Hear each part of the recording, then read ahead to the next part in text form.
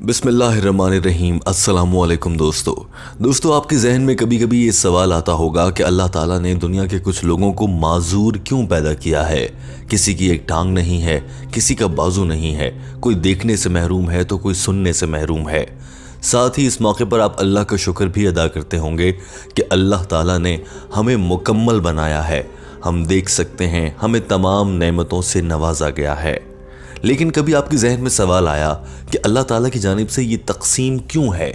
कुछ लोग माजूर पैदा होते हैं, कुछ ठीक पैदा होते हैं। आखिर अल्लाह ताला हम इंसानों के साथ ऐसा क्यों कर रहा है। इस्लाम इस हवाले से क्या बताता है और हिंदू पंडितों ने हिंदू मज़हब के मानने वालों को इस हवाले से क्या कहानियां सुना रखी हैं। हमारी आज की वीडियो इसी हवाले से है। वक्त ज़ाया नहीं करेंगे, आइए बढ़ते हैं आज की वीडियो की जानिब। डॉक्टर जाकिर नाइक से इज्तिमा में सवाल करने वाले ईसाई ने कहा था कि मेरा नाम पीटर है और मैंने मुंबई की कुछ मसाजिद का दौरा किया है। पीटर ने कहा कि मैंने देखा कि मस्जिद के बाहर बहुत से लोग जो कि माजूर हैं वो बैठे हैं और वो अपने लिए भीख मांग रहे थे। पीटर ने कहा कि जब मैंने इस पर तहकीक की तो मुझे मालूम हुआ कि इसकी वजह दरअसल कारमा है। और कारमा का मतलब ये है कि इंसान ने पिछले जन्म में अगर कोई गुनाह किया था तो इस जन्म में उसे उस गुनाह की सज़ा दी जाएगी और सज़ा के तौर पर वो माजूर पैदा होता है।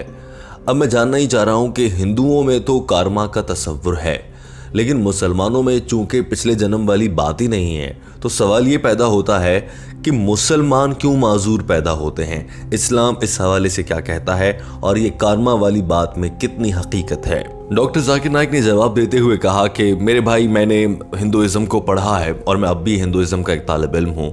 जहाँ तक मैं जानता हूँ, आप जिस चीज़ की बात कर रहे हैं उसे पुनर्जन्म कहते हैं। पुनर का मतलब अगली, जबकि जन्म का मतलब जिंदगी होता है, यानी अगली जिंदगी। अब हिंदुओं की सबसे ज्यादा मोतबर या सबसे ज्यादा यकीन की जाने वाली जो किताब है वो वेदा है, और वेदा पुनर्जन्म की बात करती है, यानी अगली जिंदगी की, इस जहान के बाद की जिंदगी की। और उसका तस्वुर तो इस्लाम में भी मौजूद है और हम सब इस पर यकीन रखते हैं। लिहाजा इस्लाम भी इस लिहाज से पुनर्जन्म पर यकीन रखता है, मगर इस्लाम इस बात पर यकीन नहीं रखता कि जिंदगी मौत, फिर जिंदगी, फिर मौत, फिर जिंदगी, फिर मौत और यूं 7 जन्म।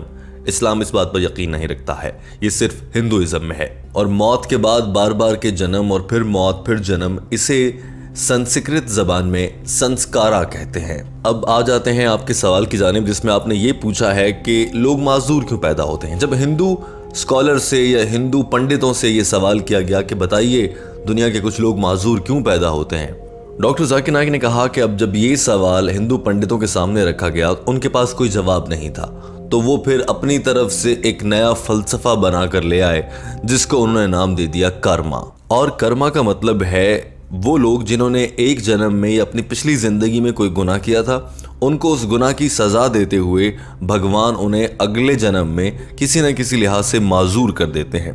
ये हिंदू पंडितों की जानिब से फलसफा घड़ लिया गया और उन्हें बता दिया गया, और ये सब कुछ हिंदू पंडितों ने खुद से बनाया है। वेदा में ये सब कुछ कहीं नहीं लिखा।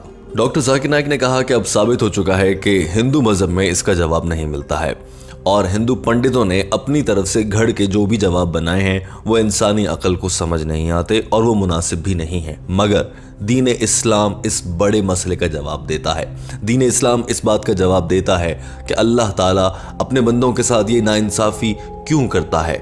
कोई माजूर है, कोई ठीक है, कोई गोरा है, कोई काला है, कोई अमीर है, कोई गरीब है, इस तरह का फ़र्क अल्लाह ताला क्यों रखता है। इस्लाम इसका जवाब देता है और वो मैं आपको बताता हूँ। डॉक्टर जाकिर नाइक ने कहा कि इस्लाम के तसव्वुरात और ख्यालात और तालीमात के मुताबिक इंसान दुनिया में एक बार आता है और उसके बाद उसकी मौत हो जाती है, तो वो अगले जहान में चला जाता है। उसके बाद उसकी कोई ज़िंदगी इस दुनिया में दोबारा नहीं होगी। और इस्लाम ये कहता है कि ये ज़िंदगी एक इम्तिहान और आजमाइश है। डॉक्टर जाकिर नाइक ने कहा कि कुरान पाक की सूरह मुल्क चैप्टर नंबर 67 आयत नंबर 2 में अल्लाह ताला इरशाद फरमाता है, अल्लज़ी खलक़ल मौत वल हयात लियब्लुवकुम अय्युकुम अहसनु अमला।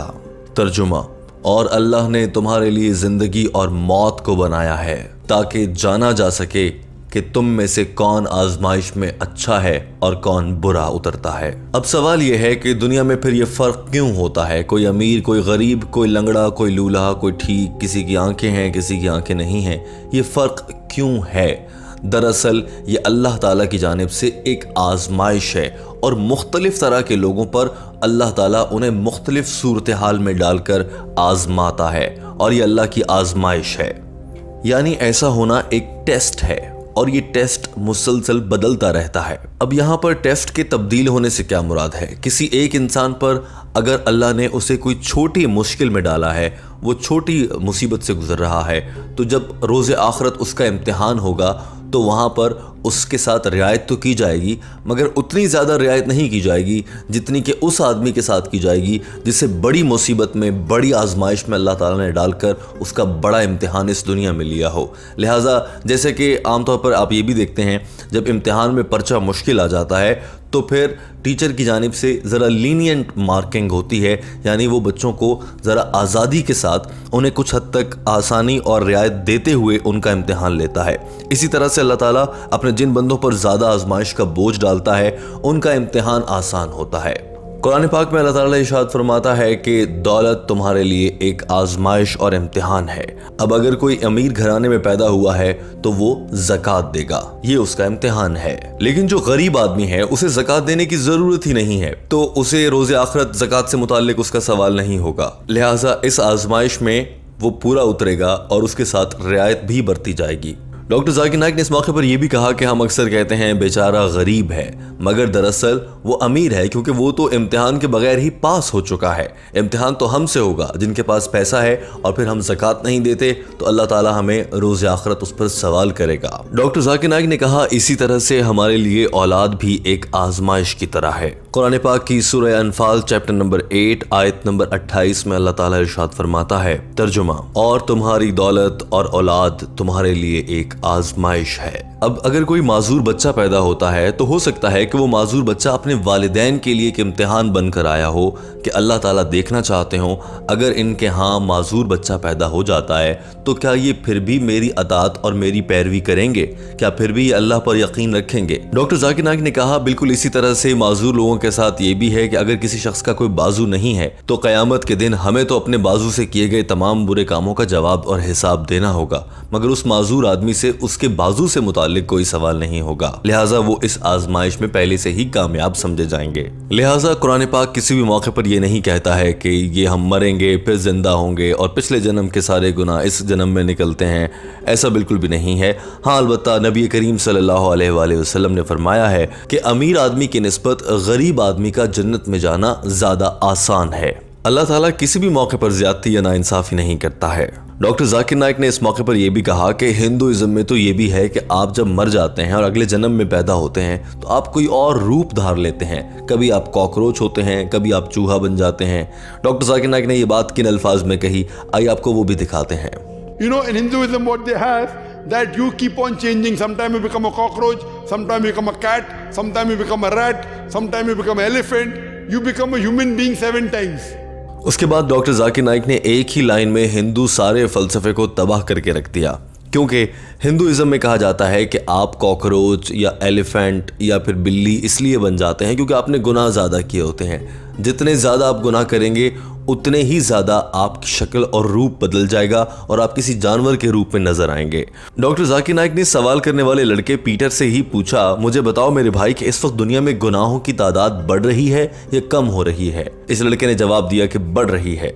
डॉक्टर जाकिर नाइक ने कहा, अगर गुनाहों की तादाद बढ़ रही है तो दुनिया के इंसान कारमा और हिंदू पंडितों के तस्वुर को मानते हुए ये तो कम हो जाने चाहिए, क्योंकि इंसान गुनाह करता है वो अगले जन्म में कॉकरोच बन जाएगा, एक इंसान कम हो गया। मजीद गुनाह हो रहे हैं, मजीद इंसान कॉकरोच, बिच्छू, बिल्ली, कुत्ता ये सब बनते जाएंगे और फिर ऐसे तो दुनिया की आबादी कम हो जाएगी। ऐसा क्यों नहीं हो रहा अब तक? इसी जुमले के जरिए डॉक्टर जाकिर नाइक ने हिंदू फलसफे को तहस नहस करके रख दिया।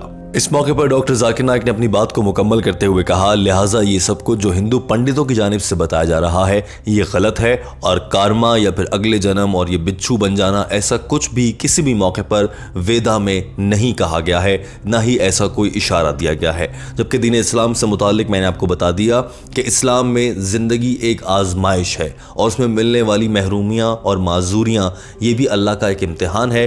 दुनिया में इम्तिहान मुश्किल होगा तो आखिरत का इम्तिहान आसान हो जाएगा और मैंने आपको कुरान पाक से हवाला देकर ये बात साबित भी कर दी है। मुझे उम्मीद है कि आपको आपके सवाल का जवाब मिल गया होगा।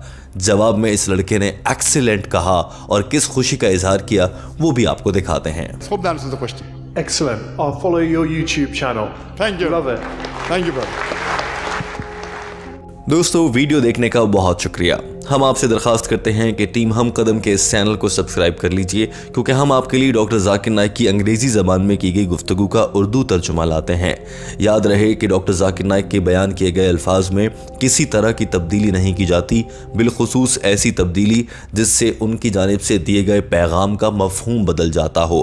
अलबत्ता आपको समझाने के लिए बाज़ अल्फाज शामिल ज़रूर कर दिए जाते हैं, मगर उससे बात का मफहूम तब्दील नहीं किया जाता। वीडियो देखने का बहुत शुक्रिया। हमारे चैनल हम कदम को सब्सक्राइब कर लीजिए।